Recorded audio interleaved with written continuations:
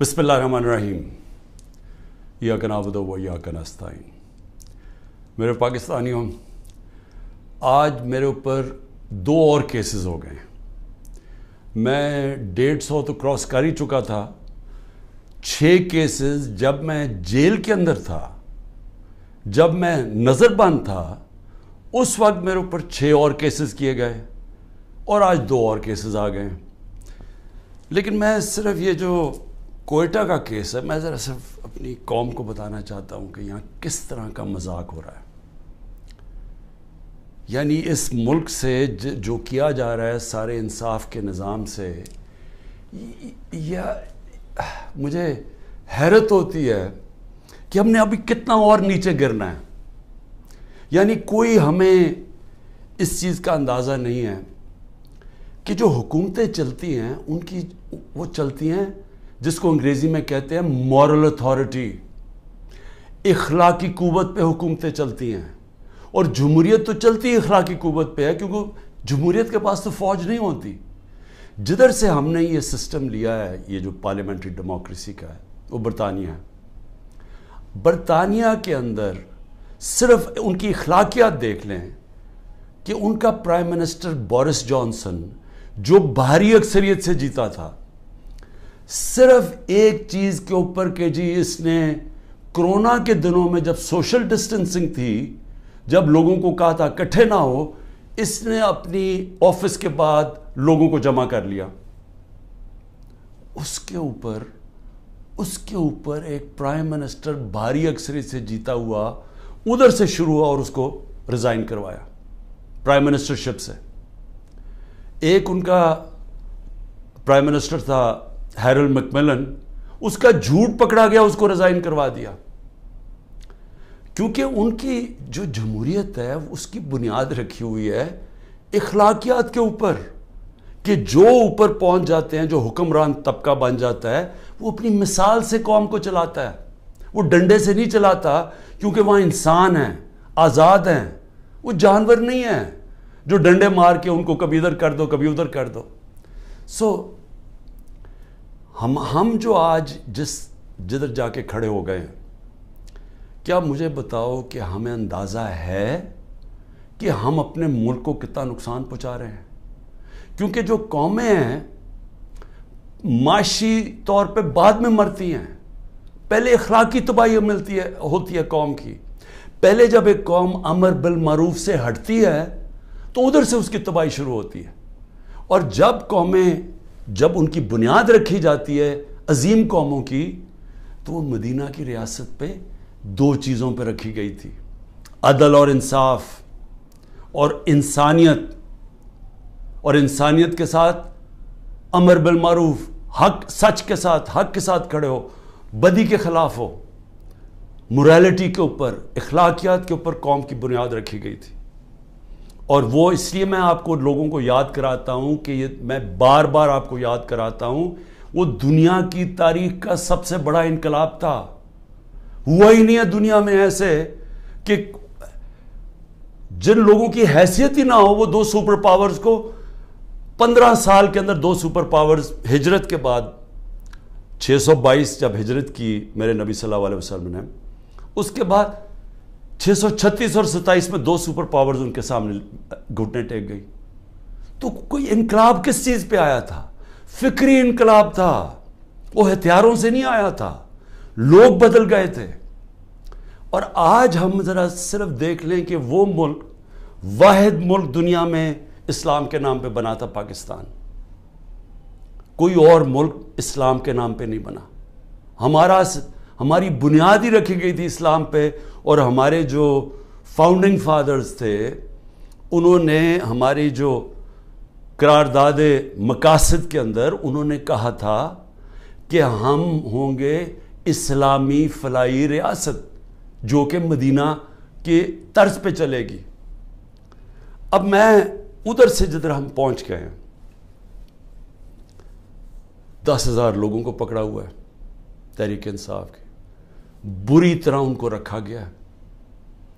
جس طرح جو کہانیاں سنائی دیتی ہیں کہ ایسے ان سے کیا گیا، کھانا نہیں دیا گیا، ان کے پیٹ خراب ہو گئے، جو گندا پانی ہے جو دیا گیا ان کو جدھر 20 لوگ آتے ہیں وہاں 60 لوگوں کو بھرا ہوا، جس چکی کے اندر ایک آدمی جاتا ہے اور وہ چکی کے اندر، وہ چکی جو ڈیتھ سیل جسے کہتے ہیں، ادھر 6 لوگوں کو گھسایا ہوا ہے انہوں نے.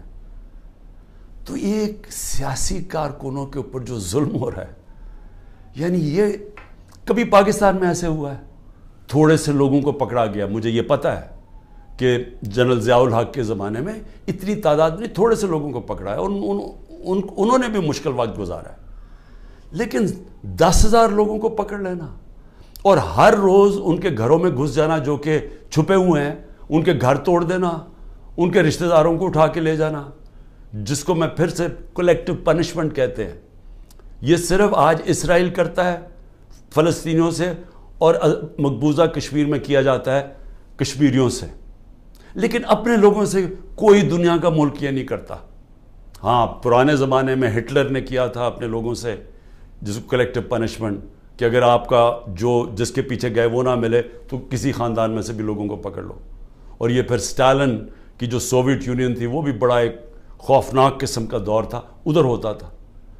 لیکن یہ کسی مہذب معاشرے میں آج نہیں ہوتا جو آج کیا جا رہا ہے. تو اب میں آتا ہوں کہ کیسز کے اوپر، کیسز کیا بن رہے ہیں لوگوں کے اوپر. ایک کیس سے نکلتے ہیں، ان کو دوسرے میں پکڑ کے اٹھا کے لے جاتے ہیں کہیں. عمران ریاض اس ملک کا وہ صحافی تھا جس کو یوٹیوب پہ سب سے زیادہ دیکھا جاتا تھا. اس کا ابھی تک پتہ ہی نہیں وہ کدھر ہے، اور ہم سب کو خوف ہے کہ اس کے اوپر تشدد اتنا کیا ہے کہ یہ اس کو سامنے نہیں لے کے آ رہے. عدالتیں بلا رہی ہیں، وہ نہیں آ رہا. اور جو پھر ہماری عدالتوں سے ہو رہا ہے اس وقت، بالکل عدالتوں کو انہوں نے ایسا کیا ہے کہ ان کی کوئی حیثیت ہی نہیں ہے. سپریم کورٹ کا فیصلہ ہوتا ہے آئین کے مطابق، ہم آئین کے مطابق فیصلہ کرتے ہیں. 14 مئی کو الیکشن ہونا تھا، 90 دن کے اندر آئین کہتا ہے. حکومت نے کوئی فکر نہیں کی کہ پختونخوا اور اس وقت پنجاب کے لوگ ایک انلیگل، ایک کیئر ٹیکر گورنمنٹ جس کی کوئی لیگیلٹی نہیں ہے، قانون میں کوئی حیثیت نہیں ہے، آئین میں کوئی حیثیت نہیں ہے، وہ بیٹھے ہوئے اوپر، اور وہ کیسز پہ کیسز، انتقامی کارروائی. یعنی کیئر ٹیکر کا مطلب ہی ہوتا ہے وہ نیوٹرل ہوتے ہیں. یا نیوٹرل کا بھی ایک اور معنی ہو گیا، جو نیوٹرل بھی کہتے ہیں وہ بھی ظلم کر رہے ہیں ایک ہی پارٹی کے اوپر. تو یہ کیس کیا ہے؟ اب یہ ذرا جو لیٹسٹ میرے پہ کیس ہوا ہے، مجھے تو یہ پتہ ہی نہیں تھا، کیونکہ میرے پاس اتنے کیسز ہوئے ہیں، مجھے تو اندازہ ہی نہیں کہ کون سا کیس کون سا ہے. مجھے صرف اتنا پتا کہ بلوچستان میں کسی نے کیس کیا ہوا ہے، اور وہ ایسا فولش کیس ہے کہ اس کی کوئی حیثیت ہی نہیں ہے، اس کے اوپر میں نے کبھی توجہ ہی نہیں دی. وہ کیس کیا ہے؟ قاسم سوری رولنگ دیتا ہے کہ جناب یہ مراسلہ، یہ جو سائفر آیا ہے وہاں سے، اس کے ہوتے ہوئے بیرون ملک کی مداخلت ہوئی ہے ہمارے افیئرز میں، اور اس میں لکھا ہوا ہے کہ عمران خان کو عدم اعتماد میں شکست ہو. یہ مراسلے میں لکھا ہوا ہے، جو کہ وہ ڈونلڈ لو اور ہمارے ایمبیسڈر کے بیچ میں بات چیت ہوئی، جو کنفرم کیا گیا پاکستان کی سیکیورٹی کاؤنسل نے. پھر جب شہباز شریف بنا پرائم منسٹر، پھر سیکیورٹی کاؤنسل میں ایمبیسڈر کو، اسد مجید کو بلایا گیا. اس نے بیٹھ کے کہا کہ ہاں یہ مجھے ڈونلڈ لو نے کہا تھا کہ عمران خان کو ہٹاؤ پرائم منسٹرشپ سے، اور یہ عدم اعتماد میں اس کو فیل کرو. اور ابھی عدم اعتماد درج نہیں کی گئی تھی اسمبلی کے اندر. تو قاسم سوری نے اس کو سامنے رکھتے ہوئے کہا کہ اس کے مراسلے کے ہوتے ہوئے میں یہ نہیں اس وقت آگے اسمبلی کو بڑھنے دیتا. اس کے اوپر میں نے اسمبلی ڈیزالو کر دی اور میں نے الیکشنز کال کر دیے. اب یہ آدمی کہہ رہا تھا کہ وہ جو الیکشنز میں نے کال کیے ہیں اس کے اوپر آرٹیکل 6 لگنا چاہیے. تو سپریم کورٹ نے تو پہلے ہی رولنگ دے دی تھی. انہوں نے تو اس کا صرف قاسم سوری کا جو رولنگ تھی اس کو انہوں نے ان لافل ڈکلیئر کر دیا. لیکن میں نے تو اس رولنگ کے اوپر فیصلہ کیا تھا کہ اسمبلی ڈیزالو ہونی چاہیے اور الیکشن اناؤنس کر دیتا ہوں. تو میرے اوپر تو کچھ تھا ہی نہیں، تو کیس میں تو کوئی حیثیت ہی نہیں تھی. اس آدمی کا وکیل کا قتل ہوتا ہے، فیملی ساری کہتی ہے کہ خاندانی دشمنی تھی، اس پہ قتل ہوا ہے. وہاں پہنچ جاتے ہیں، یعنی وہ پتہ چلتا ہے کوئی 9:30 بجے اس کا قتل ہوتا ہے. 4 گھنٹے کے اندر لا منسٹر پریس کانفرنس کر دیتا ہے کہ عمران خان اس میں ملوث تھا. 4 گھنٹے.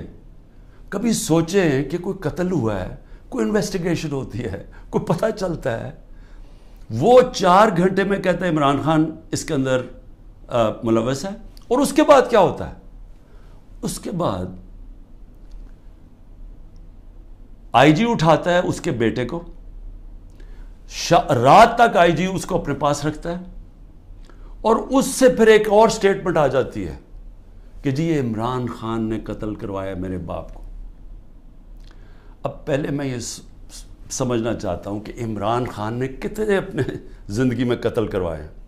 150 سے اوپر تو میرے اوپر کیسز ہیں. تو کیا میں ادھر بھی کسی کو قتل کروانے کے چکر میں ہوں؟ اور وہ کیس جس نے آگے بڑھنا ہی نہیں تھا، جو میرے وکیلوں نے بھی کہا کہ جس نے کس طرح آرٹیکل 6 میرے اوپر لگا سکتے تھے، جبکہ سپریم کورٹ نے رولنگ دے دی تھی اس پہ، تو میرے اوپر تو وہ ہو ہی نہیں. اور پھر آرٹیکل 6 کا جو ہوتا ہے یہ گورنمنٹ کرتی ہے، یہ کبھی انڈیویجول نہیں کرتا. تو یہ وہ ایک ان میں سے کیسز تھے جنہوں میں ان میں مجھے پھنسایا ہوا تھا.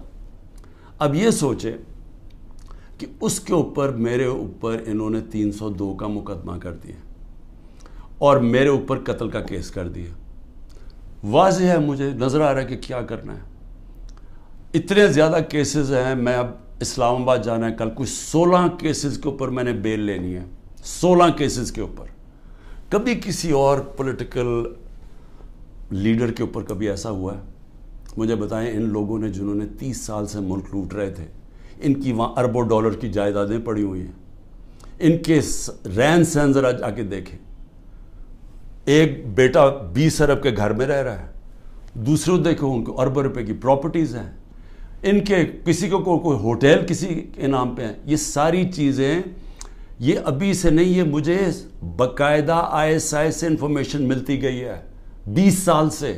جنرل امجد جب نیب کے ہیڈ تھے پہلے بنے، انہوں نے ہمیں تب کی دی تھی، انہوں نے جو 11 سال میں چوریاں کی تھی. اس کے بعد مسلسل ہمیں انفارمیشن ملتی رہی. جب اس کے بعد جب ہماری گورنمنٹ آئی تو اس کے بعد ہماری اپنی ایجنسیز انفارمیشن دیتی تھی. ISI بتاتی تھی کہ انہوں نے کیا کیا ان کی پراپرٹیز ہیں. اس سے پہلے بھی دیتی تھی، جب ان کی 10 سال دونوں نے حکومت کی تب ملتی رہی. ان کے اوپر تو کوئی اس طرح کی چیزیں نہیں ہوئی. وہ جیلوں میں بھی رہتے تھے تو وہ آرام سے رہتے تھے. وہاں تو کوئی اس طرح کا ذرا ان کے دیکھے تو صحیح ماضی میں کہ ان کے اوپر کیسز کیا تھے اور یہ رہتے کیسے تھے اور ان کے اوپر کیا ہوا. یہاں مجھے بتائیں کہ یہ کوئی کیس ہے؟ کوئی مانے گا پاکستان میں کہ عمران خان نے جا کے کوئٹہ میں قتل کروا دیا کسی کو کیونکہ اس کو ڈر لگا ہوا تھا کہ وہ کیس کامیاب ہو جائے گا؟ اور پھر کتنے یعنی ماضی بھی ہے. رانا ثناء اللہ کا تو یہ عابد شیرلی کا باپ کہتا ہے 18 قتل کیے ہیں اس نے. فیصل آباد میں جائیں وہ کوئی اس سے زیادہ قتل بتاتے ہیں. شہباز شریف کی تو رپورٹ ہے ہیومن رائٹس کی یا ایمنسٹی کی کہ اس نے 97 سے 99 تک 770 لوگوں کو پولیس مقابلے میں مروایا ہے. اس کے اوپر تو عابد باکسر نے ٹی وی پہ آ کے کہا کہ اس نے قتل کروایا ہے. عمران خان کے اوپر بتائیں کس نے کہا کسی کو قتل کیا. تو یہ جو قتل کا کیس انہوں نے کیا ہے اس کا مقصد ہی ایک ہے کہ کسی نہ کسی طرح عمران خان کو پکڑ لو. اور میں اب کل اسلام آباد جا رہا ہوں، میں تو پورا تیار ہوں، میں تو تیار ہوں کہ پھر سے مجھے یہ پکڑیں گے. لیکن میں کچھ اور آج کہنا چاہتا ہوں. میں آج اپنی پارٹی کو بھی ساروں کو یہ آج کل چیزیں بتاتا ہوں کہ اب آپ کو سمجھ آئی کہ میں نے 27 سال انصاف کی تحریک کیوں شروع کی تھی.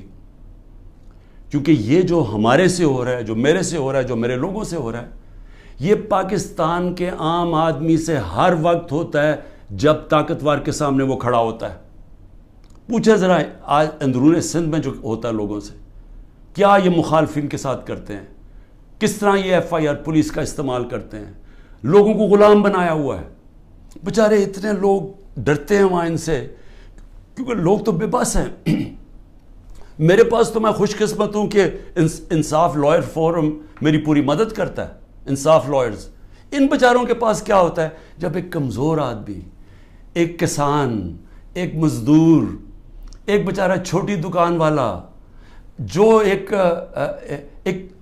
لو گریڈ کے تنخواہ دار لوگ، یعنی میں بات کر رہا ہوں جو کمزور لوگ جن کے پاس پیسے بھی نہیں ہیں، وسائل بھی نہیں ہیں، وہ ان کو جب وہ طاقتور کے سامنے وہ کھڑے ہوتے ہیں تو سوچیں ان کا کیا حال ہوتا ہے.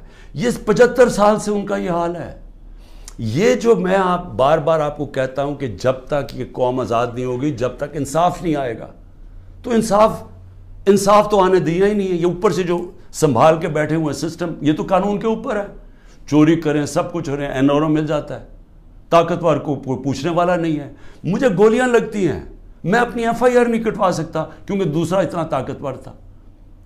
اور یہ کمزوروں سے ہر روز جب طاقتور سے ٹاکرا پڑتا ہے، جب ان کی زمینوں پہ قبضہ ہوتا ہے، وہ بے بس ہو جاتے ہیں.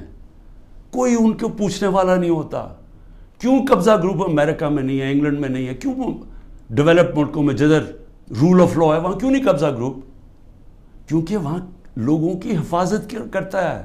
کمزور کو طاقتور سے تحفظ دیا جاتا ہے. انصاف کے نظام میں ان کے فنڈامنٹل رائٹس کی حفاظت کی جاتی ہے. تو یہاں تو جو آج ہو رہا ہے، یعنی تھوڑا بہت جو ملک چل رہا تھا اس طرف، کہ جب وہ لائرز موومنٹ شروع ہوئی 2007 میں، اور کرتے کرتے ایک آزاد عدلیہ کی طرف گئے تاکہ وہ ہمیں بچائے گی اگر حکومت ہمارے سے ظلم کرتی ہے، تو یہ تو سارا ہی ختم ہو گیا. اب تو ہم وہ پہنچ گئے ہیں جو مجھے تو نہیں یاد، یہ تو وہ بدترین مارشل لاز میں پہنچ گئے ہیں. ہمارے تو سارے فنڈامنٹل رائٹس ختم ہو گئے ہیں آج. یعنی اس طرح کا کیس اور اس طرح کے کیسز. ذل شاہ کو پولیس اٹھا کے لے کے جاتی ہے، اس کو 3 لوگوں کو چھوڑ دیتی ہے، وہ گواہ تھے، اس کو لے جاتی ہے، اس کو علیحدہ لے جاتی ہے. اس کے بعد اس کی لاش پڑی ہوئی ملتی ہے سڑک پہ، جو کہ کوئی اٹھا کے جا کے سروس ہاسپٹل لے جاتا ہے. میرے اوپر قتل کا لگ جاتا ہے 302 کا. اس کے اوپر مجھے کہتے ہیں کہ میں نے اسے قتل کیا. اس کے بعد رپورٹ آتی ہے 3 دن کے بعد، پوسٹ مارٹم رپورٹ آتی ہے جس میں بتاتا ہے کہ 26 جگہ کے اوپر اس کے اوپر تشدد کیا گیا. 26 جگہ پہ. تو ایک دم وہ گھبرا جاتے ہیں کیونکہ وہ تو کسٹڈی میں تھا، تو میں نے کیسے اس کے اوپر تشدد کیا ہوگا. لہٰذا وہ پھر رپورٹ چینج ہوتی ہے، ایکسیڈنٹ بتایا جاتا ہے، اور ایکسیڈنٹ میں پھر مجھے ملوث کر دیتے ہیں کہ شاید مجھے کوئی انفارمیشن تھی اور میں نے بتائی نہیں. یہ ہو رہے ہیں کیسز یہاں آج. اور یہ سارے اس وقت کوئی تحریک انصاف کا اس کو ان کیسز میں ڈالا جا رہا ہے. لیکن اس سے ہٹ کے یہ ہر وقت کمزور کے اوپر ظلم ہوتا ہے اس ملک کے اندر. اور اگر آپ میرے سے پوچھیں کہ ہمارا ملک آگے ہی نہیں بڑھا، تو حضرت علی کا قول ہے کہ کفر کا نظام چل جائے گا، لیکن اس طرح کا ظلم اور ناانصافی کا نظام نہیں چل سکتا. اللہ نے اپنے سارے جو پیغمبر بھیجے تھے دنیا میں، سب ایک چیز کہتے تھے، انصاف کے لیے کھڑے ہوئے تھے سارے پیغمبر. اللہ کے قرآن میں آپ پڑھیں انصاف کے اوپر کتنا زور دیا ہوا ہے، کیونکہ انصاف سے ہی انسان آزاد ہوتا ہے، اور آزاد انسان کی پرواز اوپر ہوتی ہے، وہی خوشحالی لے کے آتا ہے. اس لیے تو جو آزاد ملک ہیں وہ خوشحال ہیں. آپ دیکھ لیں جدھر انصاف ہے وہاں آزادی ہے، وہ خوشحالی ہے. جدھر انصاف ہے وہاں حقیقی جمہوریت ہے. جن ملکوں کے اندر انصاف نہیں ہے وہاں جمہوریت نہیں آ سکتی. سو لہٰذا میں آج اپنی قوم کو یہ کہنا چاہتا ہوں کہ میں تو جیل کے لیے تیار ہوں اور ہر چیز کے لیے تیار ہوں، لیکن میں کبھی اس ظلم اور اس طاقت کے حکمرانی کے سامنے کبھی نہیں جھکوں گا. اور میں آج آپ سب کو کہتا ہوں، آپ نے کبھی نہیں جھکنا. کیونکہ ایک میری بات یاد رکھ لینا، جس دن آپ نے اس ظلم کو قبول کر لیا اور یہ ناانصافی کے نظام کو، ملک نہیں رہے گا. کوئی قوم نہیں سروائیو کرتی اس طرح. جس قوم کے اندر اس طرح کا ظلم ہوتا ہے وہ نہیں سروائیو کرتی. ہمارا ملک معیشت تو آگے گر گئی ہے نیچے، اور لوگ چھوڑ کے جا رہے ہیں پاکستان کو. ڈالرز باہر بھیج رہے ہیں، پروفیشنلز باہر جا رہے ہیں، کیونکہ امید ہی چلی گئی ہے جس ملک کے اندر یہ حالات ہوں کہ جس کو مرضی پکڑا اندر کر دو، جس کو مرضی پکڑا آپ، عدالت بھی آپ کو چھوڑا، آپ کو اتنے وہ ظالم ہیں کہ ان کو عدالتوں کی بھی فکر نہیں ہے. تو میڈیا کا ویسے منہ بند کر دیا ہے. میڈیا جو اتنی مشکلوں سے اپنے آپ کو آزاد کیا تھا میڈیا نے اسٹرگل کر کے پچھلے 20 سالوں میں, آج میڈیا کا حال دیکھیں, کوئی بات ہی نہیں کر رہا کہ یہ ہو کیا رہا ہے اس ملک کے ساتھ. سو اس لیے میں اپنی ساری قوم کو پھر سے یہ پیغام دینا چاہتا ہوں کہ میں آخری سانس تک اس ظلم کے نظام کا مقابلہ کروں گا. جب تک میرے ملک میں حقیقی آزادی نہیں آئی میں اس کی جد و جہد کروں گا. جو مرضی کر لیں, جیلوں میں ڈالیں, جو مرضی کریں, دھمکیاں دیں. سیکیورٹی میری ساری لے لی ہے. جو میرا سیکیورٹی کا جو چیف تھا کرنل آصف, وہ غائب ہوا ہے. جو گاڑیاں تھیں, جو سیکیورٹی کی 2 گاڑیاں ساتھ جاتی تھیں, ان کو پولیس اٹھا کے لے گئی ہے. یہاں سارا جو ہمارے ساتھ جو احمد نیازی جو بھی لوگ تھے سب چھپے ہوئے ہیں کیونکہ ان کے اوپر ایف آئی آرز کر دی ہیں. اور پھر یہ سمجھتے ہیں کہ شاید اس کی وجہ سے میں ان کے پاس جاؤں اور کہوں کہ جی مجھے معاف کر دو کہ میں نے آزادی کی بات کی تھی, مجھے معاف کر دو. اور میں آپ قوم کو بھی کہنا چاہتا ہوں, کبھی نہ اس نظام کو قبول کرنا. جس دن آپ نے اس کے سامنے اپنا سر جھکا دیا آپ کا کوئی مستقبل نہیں رہے گا پاکستان میں. پاکستان زندہ باد.